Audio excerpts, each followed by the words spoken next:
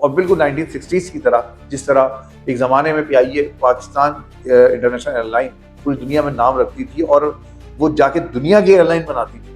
ایک دفعہ پھر ہم اسی سطح پر آئے اور ہم دنیا کی ایئر لائن بنائے. لیکن پھر افسوس کے ساتھ کہ PIA کے اندر مسلم لیگ نون اور پیپلز پارٹی نے اپنی گھوس ملازمین بھرتی کرنا شروع کیے اور اس وقت اتنی بڑی تعداد میں لوگ بھرتی کیے کہ جب 1000 1200 2000 3000 ملازمین وہ تھے جو کہ PIA سے تنخواہیں لے رہے ہیں اور گھروں میں بیٹھے ہوئے. اور اس ایک بیان نے پوری PIA اور پاکستانی معیشت کو ہلا کے رکھ دیا. PIA وہ سفید ہاتھی ہے جو کہ گزشتہ کئی سالوں سے پاکستان کی معیشت میں ایک بوجھ کے طور پہ موجود ہے. اور PIA کی وجہ سے جو وزارت خزانہ کو پاکستان کی معیشت کو جو نقصان پہنچا ہے اس کا ذمہ دار کون ہے، اس کا تعین کون کرے گا. پاکستان تحریک انصاف کو یہاں پر آپ کو اپریشیٹ کرنا چاہیے کہ پاکستان تحریک انصاف کی وہ حکومت تھی عمران خان صاحب کی، جس نے بہرحال یہ اسٹینڈ لیا تھا جب گھوس ملازمین کے خلاف کارروائی کی گئی اور انہوں نے وہ لوگ پکڑ کے نکالنے شروع کیے. تو